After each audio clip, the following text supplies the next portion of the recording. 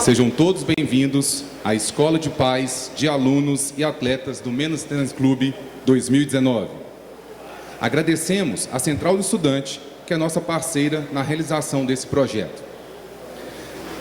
Nesse momento, convido o professor Michel Melisted, da Universidade Federal de Santa Catarina, para contextualizar o tema que será debatido na mesa redonda composta por Gilberto Silva, ex-atleta de futebol, campeão do mundo em 2002, consultor esportivo e empresário.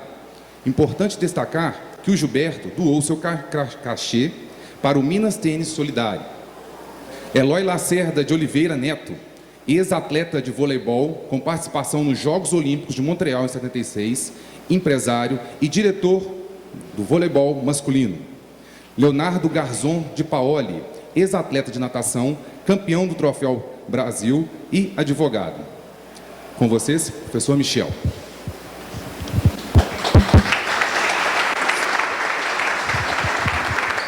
Boa noite a todos. Prazer muito grande estar aqui no Minas e mediando essa mesa com três grandes profissionais, ex-atletas, foram nossos orgulhos aí por muito tempo. Então, a fala de hoje, para pais, é no sentido de situar uma temática que vem sendo um assunto talvez polêmico, mas por outro lado também um assunto que nós temos que começar a nos preparar sobre a formação dos nossos filhos, que é o desenvolvimento de habilidades socioemocionais, habilidades para a vida, ou life skills, como a gente tem visto isso numa linguagem acadêmica e científica. Então, pensando nesse mundo do século XXI em que nós estamos, que nós temos visto tanto o avanço tecnológico, tanto o avanço na informação, avanço na medicina, a relação entre pessoas, a aproximação de um mundo mais globalizado, mas esse mundo do século XXI também tem trazido alguns tipos de consequências. E uma das consequências que marca a nossa, não só adultos, mas também adolescentes e crianças, é a depressão. Então, a própria Organização Mundial de Saúde tem colocado que a depressão é o mal do século XXI e vai atingir milhões de brasileiros. Então, a gente tem que pensar, se preocupar nessa formação de um fator de proteção também contra essas doenças mentais ou problemas ocasionados em função de ansiedade, em função de estresse, em função desse relacionamento que o século XXI traz do mundo digital. E aí sim, nesse ano saiu esse movimento da Organização Mundial de Saúde de buscar estratégias para conseguir combater esses males mentais que a gente está hoje percebendo. E é interessante ver que o esporte é uma das estratégias colocadas como eles, como um dos fatores que a gente pode utilizar e pode contribuir para evitar esses tipos de problemas mentais. Então, é muito interessante ver o potencial do esporte hoje na sociedade, não só no desenvolvimento profissional de carreira de rendimento, mas também para a própria saúde de adultos, adolescentes e crianças. No entanto, quando a gente olha o esporte, e temos visto em manchetes na televisão, recentemente, muitos atletas também acometidos por depressão. Isso são casos, quem lembra o caso do Pedrinho, quando ele estava jogando aí no futebol, o Kevin Love, mais recentemente, jogador da NBA. Nessa semana, um surfista profissional, campeão do mundo, no ano 2000, também está na UTI, encontrado com uma tentativa de suicídio. Então, nós temos que pensar que o esporte ele é um fator de proteção, sim, mas qual esporte? Que esporte nós estamos falando? Então, o esporte, a gente tem que entender que o esporte é meio e ele não é fim. A forma com que a gente consegue interagir e utilizar os benefícios do esporte é muito importante. Então, por isso que nós estamos aqui hoje e também trazer um pouco da experiência dos nossos convidados de como o esporte foi importante na vida deles como um fator de proteção e um fator benéfico para a vida enquanto atleta e também depois da carreira.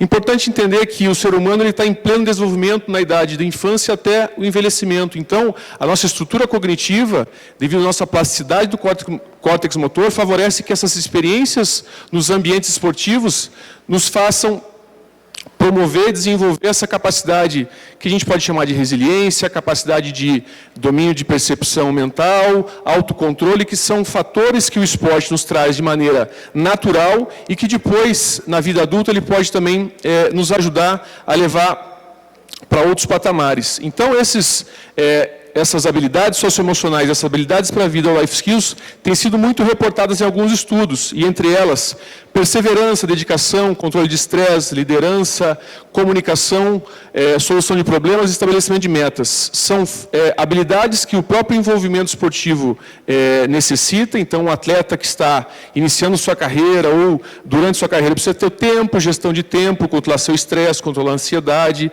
trabalhar em equipe. Nós sabemos desses fatores fundamentais que são base do esporte e que nos fazem, em outros momentos também, ter sucesso em ambientes fora do esporte.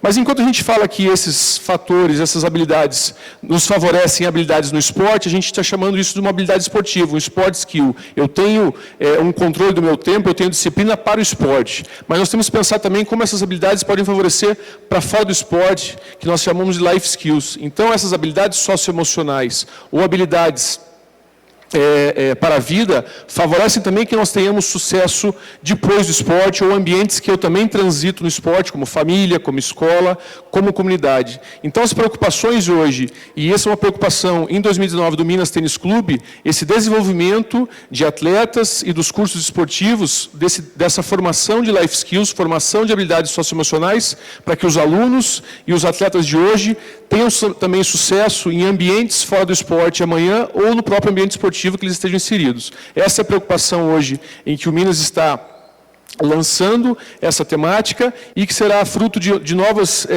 temas e estratégias no ambiente esportivo aqui do próprio clube. E aí a dúvida, quem precisa desenvolver essas life skills? Será que é só o atleta, a criança que está hoje no Minas jogando? Será que é só a pessoa pós-carreira ou um atleta de alto rendimento? Quem são essas pessoas que precisam desenvolver essas life skills ao longo do tempo? E a gente tem que pensar que muitas pessoas e em muitos contextos precisam desse desenvolvimento das life skills. Imagine um jogador profissional, no caso o Michael Jordan, ele teve um período muito difícil com o falecimento do pai dele, ainda jogando. Michael Phelps, a gente sabe do problema de depressão que ele teve também, mesmo antes das Olimpíadas.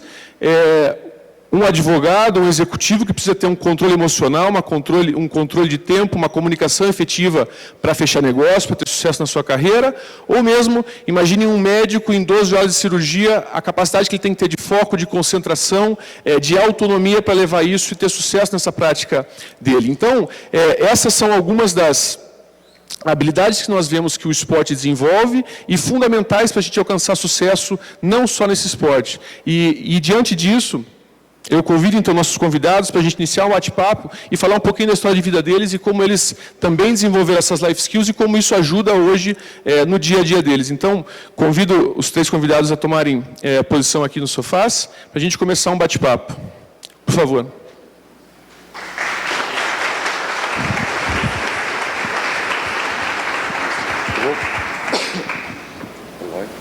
Tem mais um, Cláudio? Esse aí, então, só. Esse aqui. Legal. Pega o filho aqui.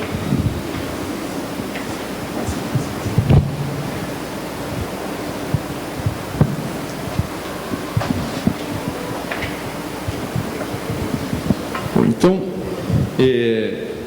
para a gente iniciar, eu faço uma pergunta aberta aos 3, de como vocês veem, no momento em que vocês ainda eram atletas, esse desenvolvimento, quem eram as pessoas que faziam com que vocês pudessem se desenvolver, fossem pessoas que quisessem manter essa carreira com foco, realmente perseverança, resiliência. Quando vocês lembram das memórias de vocês enquanto atletas, seja em categorias de base ou em categorias profissionais, cada um tem um pouquinho de história de vida de como chegou a se tornar um atleta adulto, um atleta profissional. Eu gostaria de saber um pouquinho de vocês e um pouquinho da história de como vocês se tornaram esses atletas com uma capacidade mental diferenciada na época de vocês e como isso tem ajudado vocês até hoje. Então eu gostaria, primeiro, para abrir um pouquinho da história de vocês lá atrás, enquanto jogadores de base ou na própria experiência profissional, de como vocês veem essas experiências de orientação para a carreira.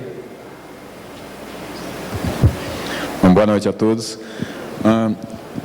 Bom, no futebol, a gente tem uma dinâmica, eu não sei como funciona, né, com o Léo, com o Eloy, como funcionava para eles, mas, enfim, eu acho que o que me ajudou muito nesse processo todo começa da formação familiar.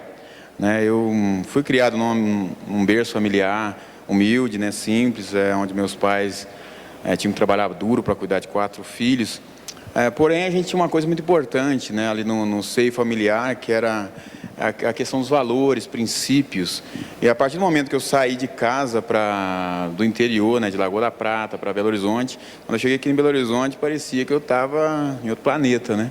Nunca tinha vindo à cidade, nesse monte de prédio, esse monte de carro, é muito diferente, né? Eu fiquei um pouco assustado quando eu cheguei aqui em Betim, vendo aquele monte de carro passar. Daqui a pouco esse carro vai bater.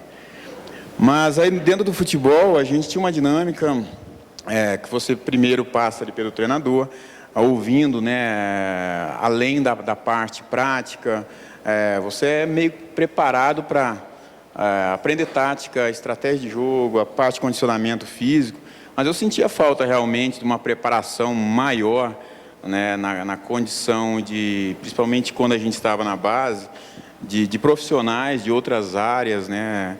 Por exemplo, eu vim conhecer um psicólogo já no profissional. Se talvez tivesse sido introduzido lá no processo inicial, a gente está mais preparado, né?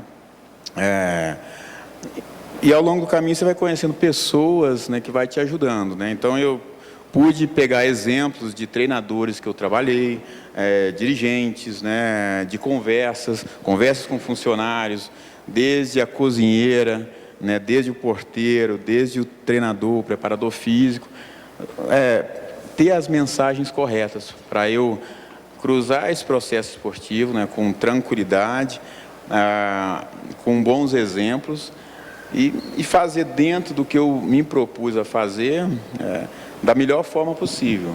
Aí é questão de dedicação e várias outras coisas que a gente vai fazendo no dia a dia. Ótimo, obrigado, Gilberto.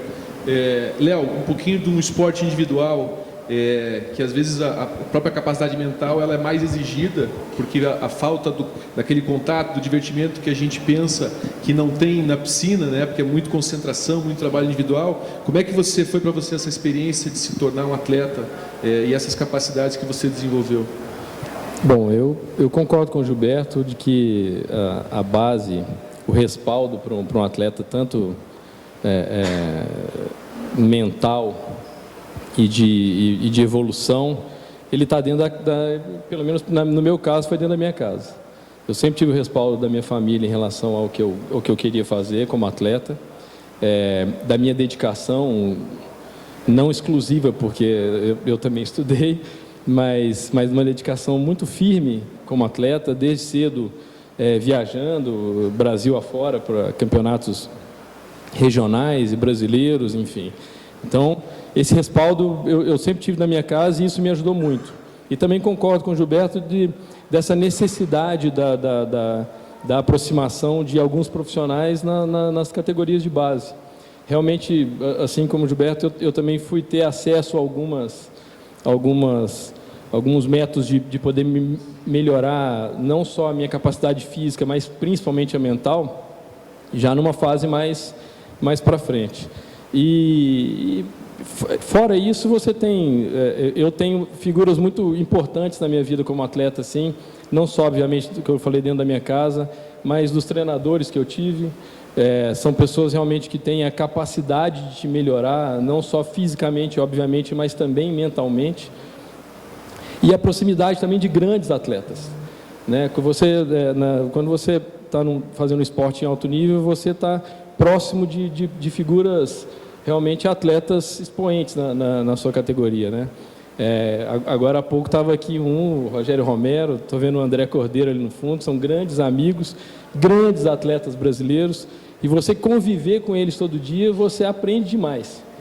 Essas habilidades técnicas, elas são importantes porque você sempre visualiza aquele atleta, ou mesmo o seu maior adversário nas provas individuais, mas você está ali no dia a dia treinando com essas grandes figuras, esses grandes esportistas brasileiros, você aprende muito, não só as habilidades técnicas, mas principalmente a comportamental.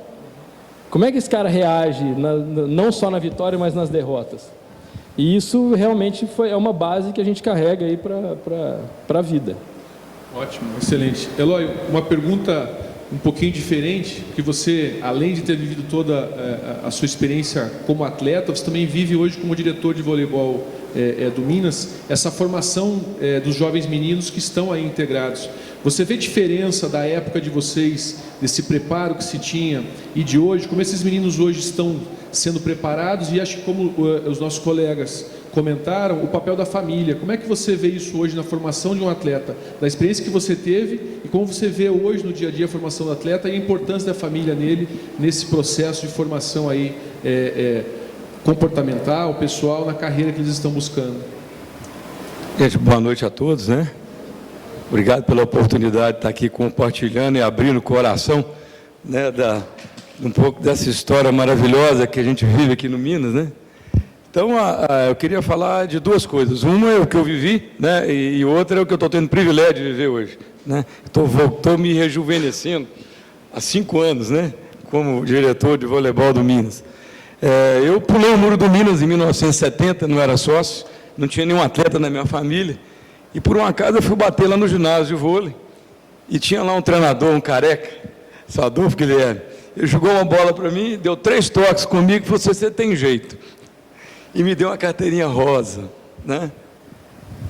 Para encurtar, em 1972, eu virei um viciado no Minas, apaixonado pelo voleibol. Eu vinha para cá 3h30 da tarde, só voltava 10 horas da noite. Eu treinava, entrava e penetra no treino da categoria da frente, né? E em 1972, eu vi o Luiz Emário e o Mário Marcos chegarem da Olimpíada de Munique. E aquilo incendiou meu coração. Eu falei: cara, eu vou numa Olimpíada. Aquilo me incendiou o coração. E é outra coisa bacana que tem aqui no Minas, é a questão do espelho, né? De você ter em quem se espelhar. E eu passei aí nos treinos dele para ver, aprender como é que virava o corpo para um lado, atacava para o outro, virava o corpo para um lado, atacava para o outro, ia para o paredão, treinar sozinho. E o resultado foi que, com 19 anos de idade, e na história do voleibol do Brasil, só 2 atletas conseguiram isso, fomos eu e o Bernard em 76, eu me tornei um atleta olímpico, né? E construí a minha carreira aqui no Minas, é difícil de explicar o que você vive, né?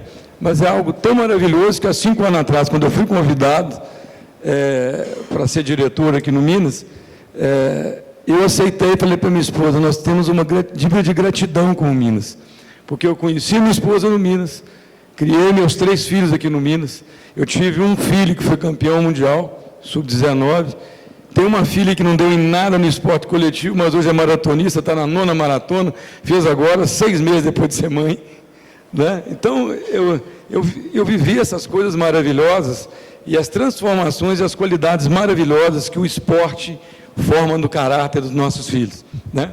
E de 5 anos para cá, eu voltei para o Minas com um propósito. O Minas, com patrocínio, tinha se descuidado de valorizar e lançar os atletas formados na base. E o meu filho e a geração dele foram exemplo disso. O meu filho e mais 4 atletas do Minas foram campeões mundiais, sub-19. Nenhum deles venceu na carreira ou quis seguir carreira porque eles não foram lançados. E quando o Luiz Gustavo me convidou para ser diretor do Minas, eu falei: eu só quero uma coisa: eu não vou perder talento. E nós começamos esse trabalho há 5 anos, né? O ano passado nós tivemos 18 atletas nessa categoria de base, na seleção brasileira. No ano de 2018 para 2019, nós, com o nosso time formado dentro do Minas, fomos vice-campeões da Copa Brasil, ganhamos do Sesc e do Taubaté, que está agora na final, né? E saiu a nova convocação agora, e nós estamos com 17 atletas formados nas categorias de base do Minas, nas seleções brasileiras, sub-19, sub-21, e com 6 convocados na seleção brasileira principal, né? E, infelizmente, perdemos um atleta maravilhoso formado aqui, mas nós não conseguimos, com todo esforço, competir para segurar do tanto de dinheiro que ofereceram para ele, que foi o Flávio. Flávio é um atleta espetacular. Eu acabei de falar para o que acabou de passar pela 2ª Superliga sem ter nenhuma contusão, saltando 1,5 m do chão, sendo um dos melhores centrais, tá certo? E foi embora porque nós não conseguimos segurar ele por causa de dinheiro. Mas ele foi embora para uma carreira maravilhosa. Eu tenho certeza que o Flávio vai beirar aos 40 anos, ganhando dinheiro e jogando e praticando esporte. Então, eu estou vivendo no meio dessas emoções todas, né? Eu estou falando que eu estou no meio estou me sentindo mais jovem em poder fazer isso, né? Porque, querendo ou não, eu estou podendo ajudar e passar o sonho que eu vivi, né? E transformar a vida de 17 novos jogadores que estão aí na seleção brasileira. Ótimo, excelente. Eu vou abrir a pergunta aqui também para os nossos outros dois convidados. Como vocês veem essa ideia desse fruto, uma formação no jovem atleta, com essa empolgação que o Eloy nos conta, do que realmente é a vida de atleta que vocês tiveram. E vocês falam muito do seio familiar, a importância que foi nessa formação de valores. Como a gente pode incentivar esses pais a realmente terem esse olhar para suporte para o filho, principalmente nessas primeiras categorias, que muitas vezes, e muito mais até o próprio futebol, a concorrência que existe, muitas vezes desleal, de um menino que não tem condições. Como os pais podem dar suporte para que esse sonho se mantenha e que ele continue em frente? Eu acho que vou tomar como exemplo a vida que eu tive e o que eu passo para as minhas filhas hoje. Eu acho que o mais importante quando você trata da categoria de base, eu como pai eu falo isso e espelhando nos meus pais, é isso que eu comentei anteriormente, é um incentivo e principalmente, e isso eu tive muito forte dentro da minha casa, essa liberdade também da criança poder curtir aquele momento da categoria de base, entender que aquilo ali faz bem para ele, que aquilo vai trazer algo positivo para ele no futuro, e principalmente pode parecer meio clichê, mas eu acho que o excesso de cobrança atrapalha. Eu nadei com grandes atletas no começo da minha carreira como nadador, e foram atletas que acabaram parando cedo. Tá? Largaram a natação cedo, e a gente percebia realmente, às vezes, um excesso de cobrança próprio, que a gente também não sabe até que ponto isso também nasce dentro da casa. Então, eu acho que, principalmente falando nas categorias de base, para pais de atletas, eu acho que quando o atleta já é formado, já é um campeão, eu acho que aí os pais passam a curtir mais, obviamente, e entender que aquilo ali, olha, deu certo, meu filho conseguiu. Mas eu acho que nas categorias de base fazer o acompanhamento de perto, sim, entender os emocionais da criança, entender se aquilo ali de fato está fazendo bem para ela, se é aquilo que ela quer, mas acho que principalmente essa liberdade que as crianças, principalmente nas categorias de base, têm que ter, de entender que aquilo ali é um esporte ótimo, pode ser um esporte para o resto da vida, pode trazer para ele um resultado positivo, profissional e financeiramente, mas se não trouxer, que ele aprenda ao máximo, conviva ao máximo com o esporte, porque o esporte tem os seus valores e transmite muito valor também. Eu acho que para o pai, pelo menos eu penso assim com os meus filhos. Ótimo, excelente. Gilberto. O meu processo de categoria de base foi bem diferente, né, de muitos atletas do futebol. Porque eu cheguei no futebol com 16 anos, né, hoje já é considerado tarde dentro do futebol, que é uma pena, porque as coisas mudaram tanto que, às vezes, algumas pessoas esquecem de alguns detalhes importantes, que você com 16 anos, dentro do futebol, você não pode ser considerado velho, né, porque você chegou um pouco mais tarde. Você tem que analisar todo o processo, tentar entender por que ele chegou, e na condição de clube, treinador, né, profissionais, o que você pode fazer para melhorar, né? Se esse atleta chega um pouco mais tarde e tem talento, tem possibilidade, então tem coisas que podem ser melhoradas, acrescentadas. Então eu cheguei com 16 anos, né, fiquei 5 meses apenas no América, né, depois de não ter sido aprovado num teste no Atlético. E com 5 meses eu retornei para a Lagoa da Prata e, devido à dificuldade em casa, familiar, fui trabalhar numa fábrica de caramelo da minha cidade, onde eu fiquei por 2 anos, 5 meses, 2 anos e meio. E aos 19 anos, né, algo um pouco improvável até, eu retornei ao América, E aí as coisas tomaram um rumo diferente, né? Eu passei a fazer parte de um grupo que tinha acabado de ser campeão da Taça São Paulo, isso em 96, e eu tinha uma coisa comigo, né? Eu sabia que eu estava atrasado em relação aos outros, né? Que não tinha a mesma preparação, mas nesse período, até quando eu voltei, né, em 96, já com 19 anos, eu fiquei um mês me preparando por conta própria, sem nenhuma orientação, baseado nos 5 meses que eu tinha ficado já com 16 anos, do que eu ia enfrentar. E cheguei, na minha cabeça eu tinha que fazer parte daquele grupo. O processo, após disso, né, ia depender do que realmente eu tinha que fazer. Na condição de pais, né, o meu pai sempre me incentivou de uma maneira muito tranquila.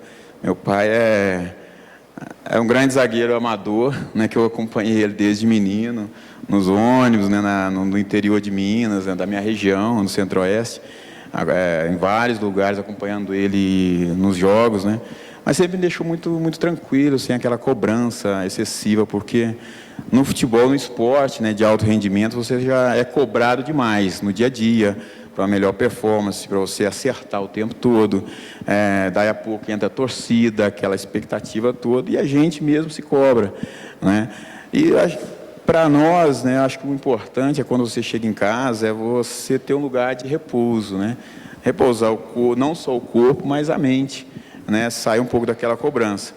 E o que eu vi muito, né, dentro do futebol foi uma cobrança excessiva de muitos pais, onde vários atletas, né, cansou um pouco dessa cobrança dentro de casa, que ele já tinha tanta cobrança no dia a dia, e chegava em casa, alguns pais querem ser treinadores também, né? Todo mundo entende de futebol um pouco. Então essa cobrança em excesso, acho que ela de certa forma, ela é prejudicial, ela gera uma pressão dentro de casa, é um lugar onde você quer ficar mais tranquilo. Mas acho que o que o atleta, né, no processo de formação precisa o quê? Ter toda a atenção dos pais realmente, né, para que ele esteja bem acompanhado com profissionais de qualidade, entender um pouco desse processo e deixar que os profissionais cuidem da parte de treino e, na condição de pai, apoiá-los da melhor forma possível, né? Como eu vi pais de vários colegas, né, levando, acompanhando, torcendo, vibrando, mas sem aquele excesso de cobrança, né? E acho que é bem nessa linha. Acho que é legal, cara, esse processo, né, de base, né? Porque principalmente atletas mais jovens, né? Ele também não pode deixar de viver o lado dele como uma pessoa comum, né? Ser criança, né? Hoje eles estão entrando bem mais cedo no esporte, está ficando mais competitivo no momento onde eles deveriam estar curtindo, né? Na idade que eu brincava de bola, né, a gente falava assim, os meninos já estão competindo e sendo cobrados excessivamente, coisa que na minha época não acontecia. Então esse cuidado, né, acho que a família precisa ter, os clubes, né, as instituições esportivas têm que ter, os treinadores, não entender que você tem que estar em alto nível o tempo todo e esquecer aspectos importantes que vai definir se esse atleta vai dar certo ou não. Ótimo, obrigado. E acho que o que vocês colocam é fundamental em 2 aspectos. O primeiro é fazer com que a criança goste, né? Se apaixone por aquela prática. A partir do momento que ela se apaixona, e o Eloy é apaixonado até hoje por esse voleibol, quando brilha o olho, ela vai buscar o que for possível fazer para conseguir realmente estar naquele ambiente. Então, acho que o papel importante do pai é dar suporte com que essa paixão, essa motivação realmente, e essa chama não se apague, dando as condições para que ele corra atrás dos sonhos e que ele consiga alcançar o sucesso. E o outro fator é a própria motivação intrínseca. Quando você está motivado, você vai buscar, né? Você agora dá um exemplo que foi buscar as experiências, lembranças de anos atrás para se treinar sozinho, porque vai ter dificuldades. O esporte competitivo ele traz dificuldades e você tem que estar preparado para isso. Até volto a pergunta agora para o Eloy, naquela paixão da decisão de se tornar um atleta olímpico, quais foram as barreiras, né? Talvez nos anos 70 a gente não estava com o nível de profissionalismo que o esporte tem hoje, mas tinha muitas barreiras ou até mais do que hoje. Como é que você conseguiu vencer essas barreiras para conseguir chegar no grande sonho da Olimpíada? O que você teve que passar, de abrir mão de oportunidades, de estar com amigos, de viagens para estar treinando e estar se dedicando realmente a esse sonho? Como é que foi esse processo para você, Eloy? Olha, pessoalmente eu posso dizer que tiveram duas. A primeira foi quando eu estourei do petismo para o infantil. Eu tinha 13 anos e eu tinha 1,60 m. Aí entrou um técnico no menino e me mandou embora. Aí eu fiquei decepcionado, fui lutar karatê, mas eu vi que não tinha jeito. Eu quebrei o dedo do pé e um dedo na mão em 6 meses lutando. Aí voltei para o Minas e eu ficava lá na quadra de peteca, não sei quem lembra lá, jogando dupla, né? Até eu fiquei ali sozinho, 6 meses, 1 ano jogando dupla. Só que aconteceu uma coisa que eu falo que foi uma bênção de Deus na minha vida, porque eu cresci quase 22 centímetros em 1 ano. Aí, dos 14 para os 15, não tem forma. Eu passei dos 60 para 1,82, né? E, com isso, me chamaram de volta para a equipe, né? E aí, em 1973, eu fui um dos melhores jogadores no Campeonato Brasileiro com a Seleção Mineira, né? E aí entra o outro fato, que em 74, foram 3 atletas daqui de Minas Gerais convocados para a primeira Seleção Brasileira Juvenil, que foi disputar o primeiro Campeonato Sul-Americano em Mendonça. Essa convocação saiu em dezembro, e era para apresentar no Rio de Janeiro em final de janeiro. E aí eu vejo que é a questão do sonho, da determinação e de prazer naquilo que você faz. Porque enquanto os 2 atletas, que são amigos meus até hoje, foram para a praia, foram passear, eu tranquei dentro do Minas dezembro e janeiro. E era tudo empírico, não tinha plano de treinamento nem nada. Eu lembro que eu botava saco de areia nas costas e ficava subindo e descendo a escadaria do ginásio. Eu pegava medicina em bol, ficava fazendo abdominal e ia para o paredão para treinar velocidade de braço. Eu inventei um treino para mim, né? Ia para o paredão treinar passe sozinho, né? E eu fiquei aí dezembro e janeiro. Resultado, primeira semana de treino, no Rio de Janeiro eu já era titular da Seleção Brasileira. E a maioria dos atletas que tinham passado as férias, que estavam se apresentando, demoraram 10, 15 dias para poder entrar no ritmo de treinamento. E o ritmo de treinamento de Seleção Brasileira é uma coisa totalmente anormal, que você passa a treinar 8 horas por dia. Você treina 4 horas de manhã e treina 4 horas da tarde. E eu estava preparado para isso, né? E com isso, eu fui titular dessa seleção. E os 6 atletas dessa seleção, nós somos campeões sul-americanos sem perder nenhum set. Os 6 foram convidados para treinar com a Seleção Brasileira Adulta. E eu fui muito bem também nesse convite. E em 75, com 18 anos, eu fui convocado para a Seleção Brasileira Principal. E aí fiquei entre os 12 para ir para o Pan-Americano do México, nós fomos medalha de prata. Então, é tudo uma sequência, né, de esforço, dedicação, prazer, e ver aquilo como, eu falo que o atleta de ponta, ele tem que ser uma pessoa diferenciada. E eu falo muito para os meus atletas lá do Minas, né, tanto, olha, se você treinar de maneira ordinária, você vai ser um atleta ordinário. Mas se você tiver uma dedicação e treinar de forma extraordinária, você vai ser um atleta extraordinário. E um atleta, para chegar um atleta de ponta hoje, para aguentar passar uma carreira treinando 8 horas por dia, tá certo? E isso é uma coisa que o Minas tem hoje, né? O Minas tem desde quando você sai do infantil. Eu falo que o Minas hoje tem um monte de PhD cuidando da formação. Eu tenho uma dificuldade quando eu vou fazer o primeiro contrato dos atletas, quando eles fazem 20 anos, que os pais chegam para conversar com a gente, achando que o filho é o supra-sumo, né? E eu já tenho um discurso preparado, falo, olha, você está achando que o seu filho é combustão espontânea? Tem muito PhD cuidando dele desde que ele era 14 anos de idade. Tem nutricionista, fisioterapeuta, preparador físico, psicólogo, entendeu? Treinador, tem laboratório de movimento cuidando dele para ele não machucar, tem o Zé aqui cuidando do departamento de ciência do esporte para cuidar da mente dele. É muita competência. Então, o seu filho é fruto de muito trabalho. E ele tem um lindo futuro pela frente, mas a primeira qualidade que ele precisa ter é humildade. Eu falo humildade e gratidão. Gratidão de ver que muita gente dedicou tempo, qualidade de tempo e emoção para que ele se tornasse aquilo que ele tornou, tá certo? E gratidão aos pais que deram a oportunidade, e no meu caso muito específico, muita gratidão a Deus, porque a gente escolhe a hora que vai dormir hoje, mas não sabe como é que vai acordar amanhã de manhã. Né? Então isso tudo é um contexto que eu falo que envolve o físico, envolve a parte mental, envolve a espiritual, e isso forma um ser humano diferenciado. Eu acho que essa é a grande oportunidade que vocês estão tendo, que eu posso dizer, 42 anos depois, que seus filhos estão no lugar mais maravilhoso da face da terra, que tem muita gente especial, muita gente competente, tá certo? Cuidando com tal carinho que estão patrocinando isso aqui para vocês ouvirem nesses depoimentos de cada um de nós, do que foi a nossa vida e de que é a nossa vida hoje. Ótimo, grande exemplo, grande lição, Eloy, muito obrigado.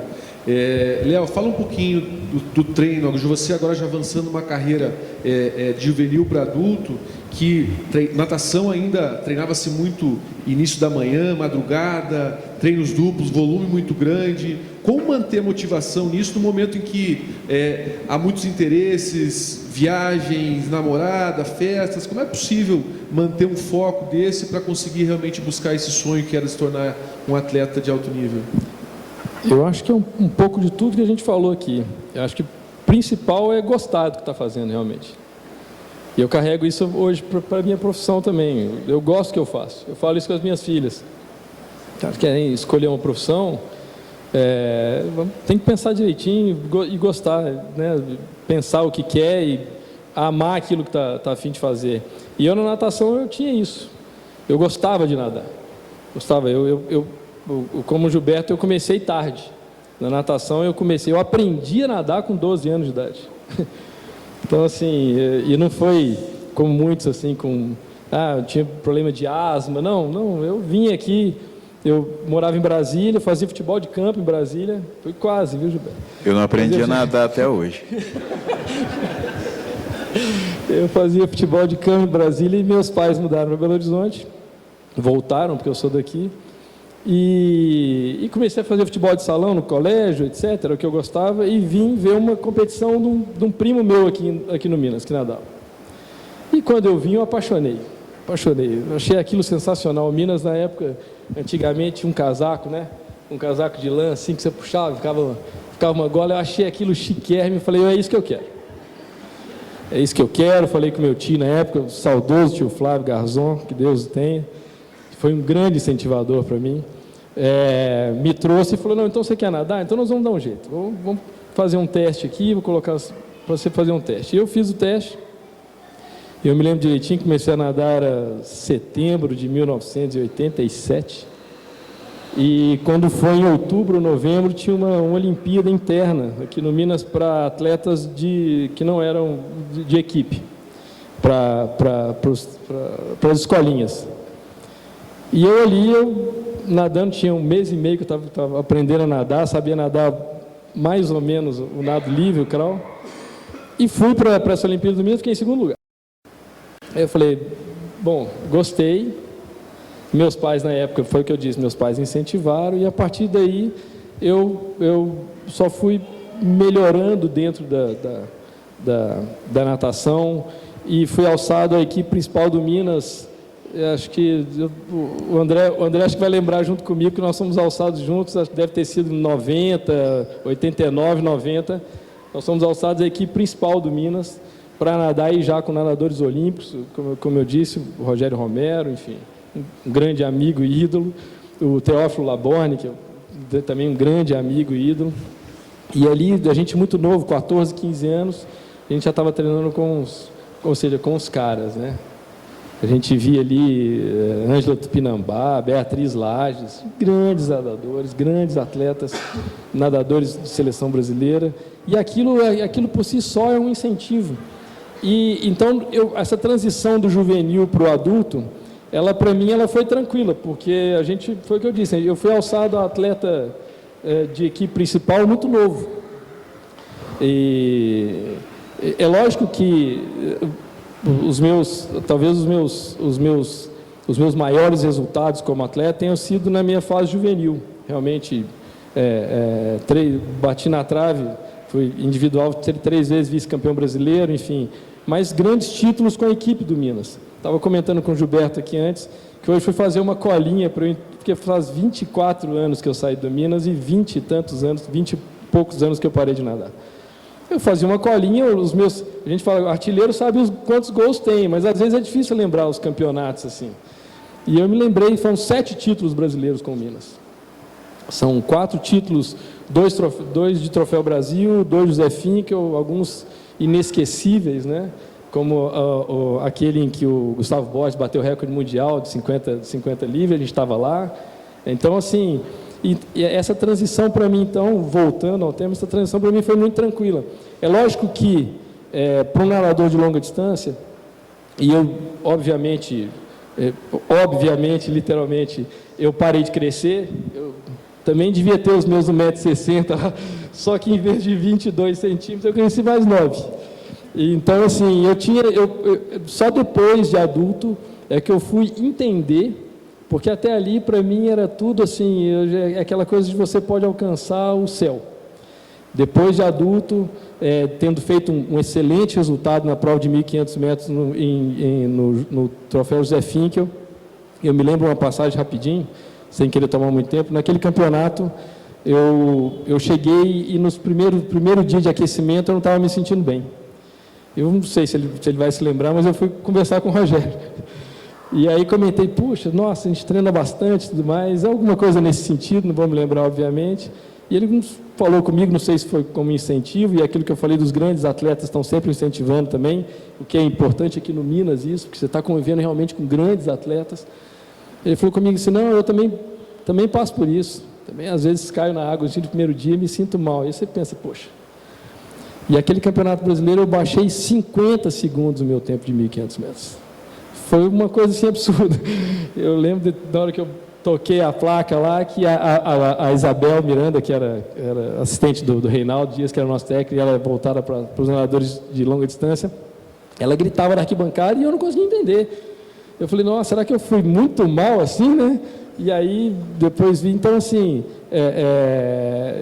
depois disso, já realmente na fase adulta, é que eu consegui entender as limitações fisiológicas que eu tinha e consegui manter o meu nível, e esse resultado já foi numa fase adulta, mas eu acho que muito por causa disso, daquilo que você carrega, da vontade e dessas questões da habilidade importante, sim, óbvio, a técnica é importante, sim, mas a cabeça, acho que ninguém abaixa 50 segundos, assim, eu já devia estar baixando esse tempo há muito tempo, mas naquele momento acho que eu entendi aquela dimensão toda do que era estar ali na equipe principal do Minas, treinando com grandes atletas, tendo grandes resultados, eu entendi o que era o esporte e aí, dali em diante, eu segui a carreira. Muito bom. Aqui a gente costuma, e ouvindo muito o pessoal do voleibol do Minas, fala que o que faz diferença é o olho de tigre, né? Então o que você está falando, aquela vontade do querer mais, do se dedicar, do ter foco, isso realmente faz a diferença de um atleta quando as capacidades físicas, técnico-táticas se igualam. Então aquele... A gente fala que é sangue no olho. Sangue no olho, né? Sangue no olho. Isso é fundamental. Gilberto, vamos mudar um pouquinho a pergunta. Quando você falou para nós, quando chegou em Belo Horizonte, que tudo era novo, eram carros, prédios. Conta um pouquinho quando você foi para o exterior, e aí você já estava num outro nível de reconhecimento.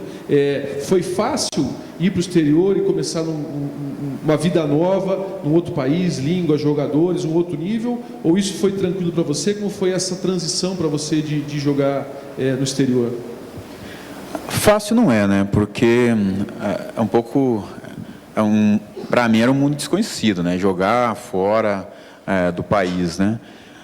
Eu saí em 2002, logo após a Copa do Mundo, e fui para Londres.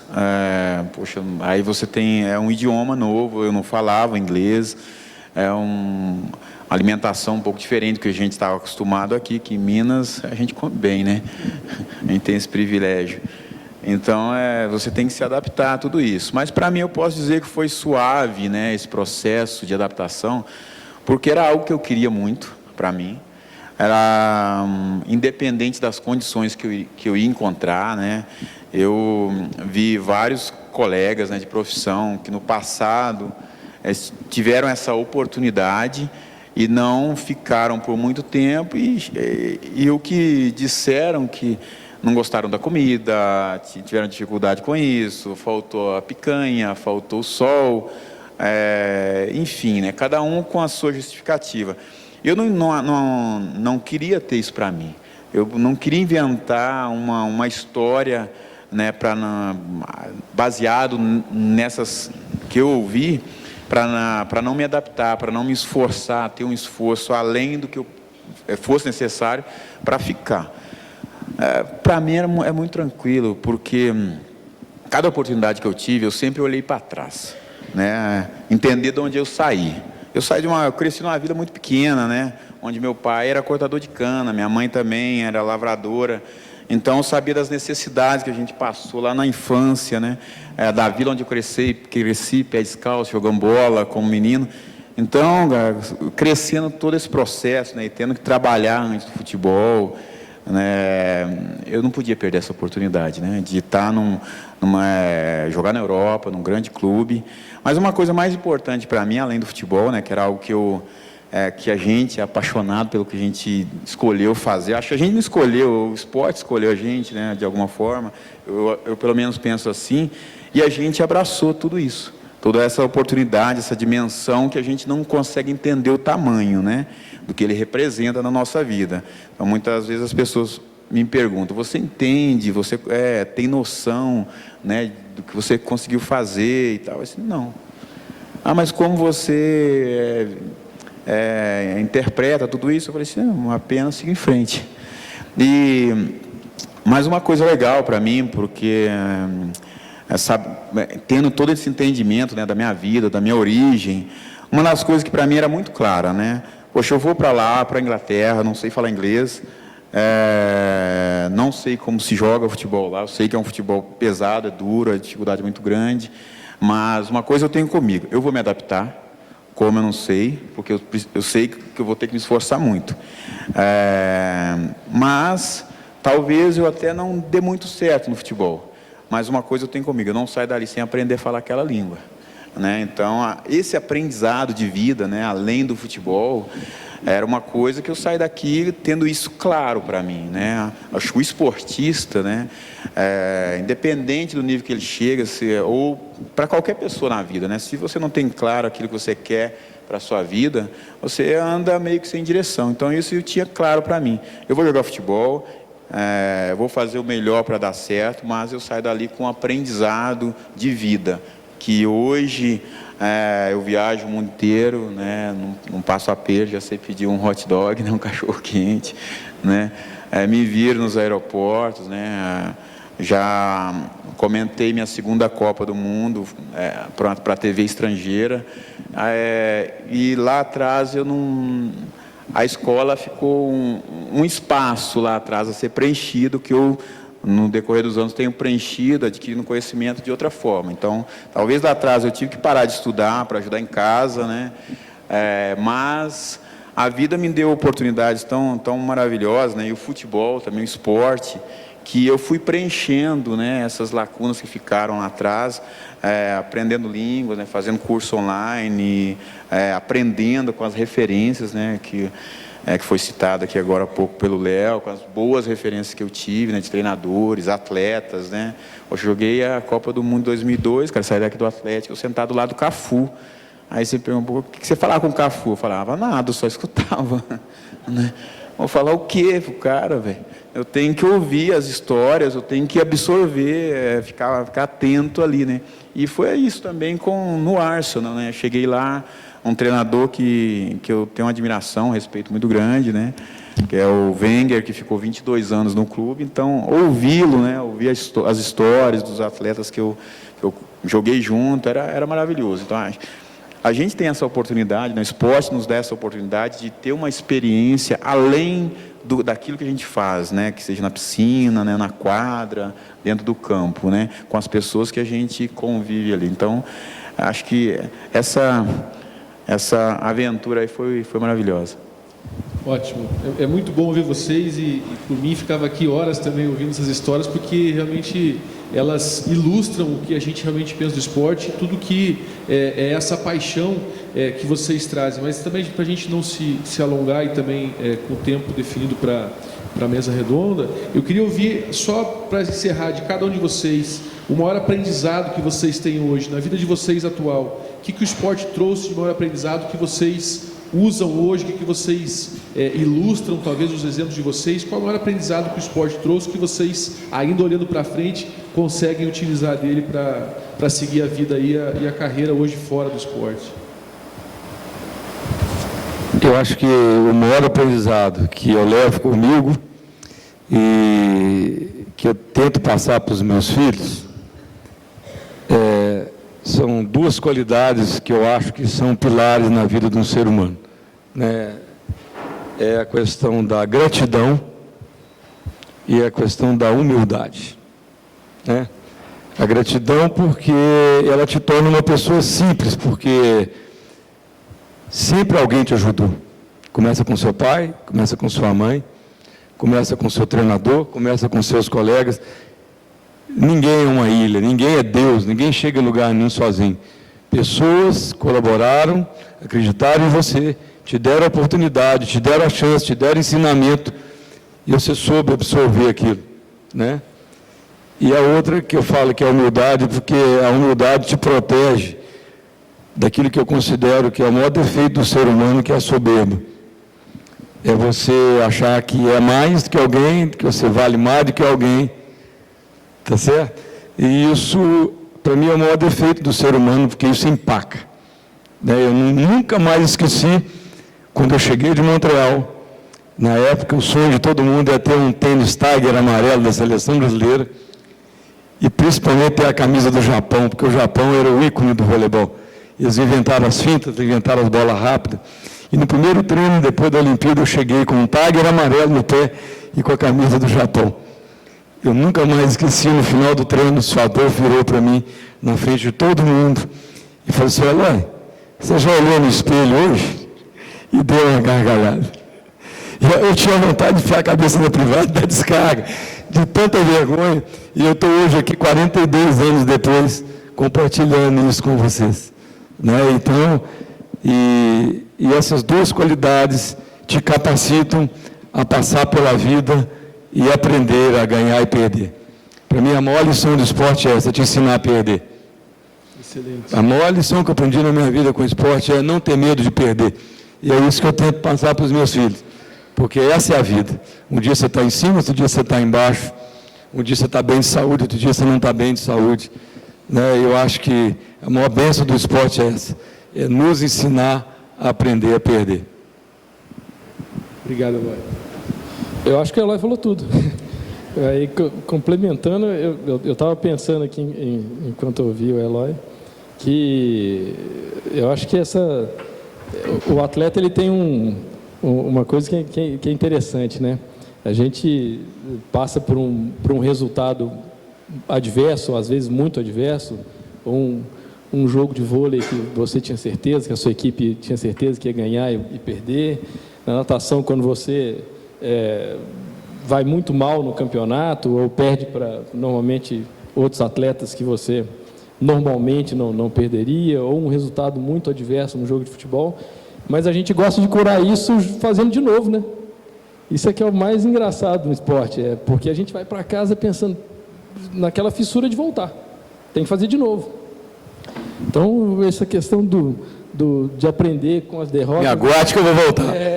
De aprender com as derrotas, né? Com aquela... O atleta ele tem um pouco disso, né? De ser cutucado, assim, do tipo, opa, eu sei que eu posso fazer melhor. Né? Você lidar com esse sentimento de frustração e transformar aquilo num aprendizado e num incentivo, às vezes é difícil, né? Às vezes existem derrotas realmente doídas, mas o que eu acho mais interessante no esporte é isso, é você ter a capacidade de fazer de novo, que muitas vezes na vida você não consegue. Às vezes você passa por uma frustração na vida que você não vai conseguir fazer de novo, né? Um relacionamento, etc, etc. E o esporte ele te dá essa capacidade de você voltar à tona e fazer isso que o Eloy falou, é sangue nos olhos e falar, opa, então agora eu vou de novo. né? Às vezes você... Você vira um eterno sonhador. Exatamente. É um eterno sonhador. Exatamente. Então, essa que eu acho bacana no esporte, e eu vinha pensando disso desde quando eu fui convidado para estar aqui hoje, e agradeço desde já agradeço muito por essa oportunidade. Fui alçado aqui, uma condição aqui, ao lado de 2 grandes atletas, na presença de grandes amigos também. Mas eu acho que o bacana é isso, é a capacidade de reação do atleta, porque muitas vezes você tem que reagir na hora. Às vezes, num jogo de vôlei, você perde o primeiro set, você tem que reagir. Num jogo de futebol, você toma um gol, você tem que reagir. Na natação, às vezes, você cai na água ali. A minha prova, a gente acha que a prova de 1.500 metros, que era o que eu nadava, você tem mais tempo de reação. Não, eu tenho certeza absoluta que você perguntar para o nadador de prova curta também, ele também vai te falar que muitas vezes ele caiu na água e ali ele viu que ele tinha que fazer alguma coisa diferente para reagir. Mesmo em 22, 21 segundos. Né? Ou mentalmente, ou tecnicamente, alguma coisa você tem que fazer para reagir. Eu acho bacana do esporte isso. É você ter a capacidade de fazer de novo, de se frustrar com uma situação e ter a oportunidade de fazer de novo e melhor, mas também a capacidade de reagir imediatamente. Né? Você cair na água, e até numa passagem rápida nesse dia que eu abaixei os 50 segundos dos 1.500 metros, eu caí na água, os primeiros 200 metros eu não estava realmente me sentindo bem. Mas eu pensei, gente, alguma coisa tem que mudar aqui. E realmente, mentalmente, eu me fortaleci para poder ir buscar quem estava na minha frente. E busquei e acabei ganhando a minha série. Então, assim, isso no esporte é muito bacana. Isso traz realmente para a gente, você ter... E é um sabor gostoso quando você reage, né, Eloy e Gilberto? Quando você passou por um resultado adverso e, às vezes, logo em seguida, ou na primeira competição, no primeiro jogo seguinte, você reagir e se sentir bem de novo. Acho isso bacana. Nós falamos aí de depressão, né? Eu acho que a maior qualidade que a gente carrega do esporte é essa, é perder o medo de perder, né? Perder o medo de perder. Ao perder o medo de perder, você virou um vencedor independente da posição que você está. Exatamente, ainda mais nesse mundo que a gente vive hoje digital, de resultados imediatos, de expectativas, de likes, de ser bem visto, essa ansiedade, essa expectativa faz com que a gente às vezes caia para esse lado da própria depressão. Então, é importante ver o que vocês falam nesses aspectos da humildade, da gratidão, da reação, da perseverança, da própria tomada de decisão, que são aspectos que a gente precisa a todo momento, e não só uma decisão para que caminho eu vou profissionalmente para um vestibular, aonde eu vou se eu me sinto frustrado com uma briga com uma namorada. Então os jovens estão passando por isso a todo momento e é importante o quanto o esporte potencializa esse aprendizado. Acho que isso que fica de grande mensagem. Gilberto. Olha, legal, né? Acho que complementar um pouquinho, o Eloy falou bem, né? É muito engraçado, né? Eu faço uma conexão até nessas questões, né? Que a gente pode usar várias coisas, né? Várias palavras para ilustrar. Mas são coisas que a gente, né? Antes de chegar no esporte, a gente ouvia dentro de casa, né? Do pai, o menino, seja educado, né? Respeita o outro, né? Respeita os mais velhos. Tenha disciplina, você precisa acordar cedo no dia seguinte, dorme cedo, né? Meu pai, minha mãe falando, né? Então, talvez não tinha, a gente levava meio que na brincadeira quando moleque, né? E quando a gente chega no esporte, a gente vê tudo isso novamente, mas de uma forma que a gente precisa ordenar, e ela fica competitiva. E se você não tiver ali a disciplina, outras habilidades, ali, outras coisas que você vai desenvolvendo, é realmente difícil. Mas uma coisa legal, assim, que eu sempre carrego, né? É a questão acho que da humildade, né? Acho que isso é fundamental na vida, e o respeito, né? Acho que para mim, essas coisas elas andam junto, né? De lado a lado, porque humildade para a gente, principalmente quando a gente cresce, né? Porque muitas vezes quando a gente cresce, atinge um objetivo, você já acha que você é superior aos outros, né? Existe um perigo muito grande, uma armadilha. No esporte, às vezes no futebol, por exemplo, né, porque está o tempo todo na mídia, o tempo todo falando na TV, enfim, ele gera um status, às vezes perigoso, né, que você deixa de lembrar um pouco da tua origem, das dificuldades que você passou até chegar ali. E a educação, né, o respeito, é você respeitar as pessoas com quem que te ajudam, né? Aí vem a gratidão, desde o primeiro treinador, é o roupeiro, né? É o bom dia do porteiro que abre ali com carinho, a cozinheira que prepara a sua comida, né, no dia a dia, o roupeiro que cuida da sua roupa. Então esse respeito a essas pessoas que de repente eles nem aparecem, mas essas pessoas são tão importantes no nosso processo, né, de atleta, que quando se a gente for fazer uma lista, né, a gente vai ver que dá para encher algumas páginas aí. E eles fazem parte dessa nossa vitória também, porque tenho certeza que se você perguntar que nós temos várias pessoas, né, que de repente eles não estavam em quadra, nem na piscina, nem dando treino, mas eles fizeram parte da nossa vida de uma maneira importante. Então, assim, o cuidado, né, com essas pessoas é muito importante. Respeitar, acho que quem a gente cruzar no caminho, né? Então, um dia a gente teve a oportunidade de fazer parte desse grupo, né, de atletas. Hoje a gente não está mais, e fica uma lembrança boa. Então, esses cuidados que a gente precisa ter na caminhada é muito importante, porque a gente não sabe o que vem pela frente, né? Então, ter esses cuidados é sempre muito importante. Para mim, acho que o respeito, a humildade, né, elas têm que andar, acho que no nosso dia a dia, para a caminhada ser suave, né? Porque a pressão ela vai existir na vida, ela vai existir no esporte, mas se a gente fazer com que ela seja mais complicada, tem várias formas de fazer, mas eu prefiro utilizar isso de uma forma contrária, né? Que ela seja suave, que a pressão ela seja absorvida da melhor maneira possível e que a gente desfrute acima de tudo, né? Porque, afinal de contas, a gente precisa desfrutar do que a gente escolheu, para que não seja um peso, né? Fazer aquilo por obrigação. Obrigado, Gilberto. Que aula que a gente teve agora com esses 3 convidados, e acho que, sobretudo, para vocês que estão com os filhos na vida de atleta, e acho que a principal mensagem que eles nos deixam é que o esporte é um processo, ele é um caminho que ele não é a curto prazo, ele é a longo prazo, e as relações que se estabelecem nele com colegas, com técnicos, com pessoas que ajudam no próprio processo de treino, é um ambiente de aprendizado muito rico. Então, por vezes, a gente quer a felicidade do filho, a gente quer o sucesso do filho, e a gente muitas vezes é mais ansioso do que eles pelo resultado, e acaba pressionando, acaba buscando o resultado por eles mesmos, e pensar que o processo ele é longo, tem que deixar eles às vezes perder para conseguir aprender até resiliência, eles aprenderem a estarem sozinhos para terem a gestão do próprio tempo, estarem em grupos para aprender a cooperar, a se comunicar bem. Acho que essas experiências de vida que eles nos trazem potencializam essa necessidade nossa hoje de olhar para os nossos filhos e pensar de que forma eu posso manter agradável o envolvimento dele com o esporte e fazer que o caminho dele seja o mais harmonioso possível nessa caminhada. Queria pedir uma salva de palmas aos nossos convidados, agradecer muito por essa aula.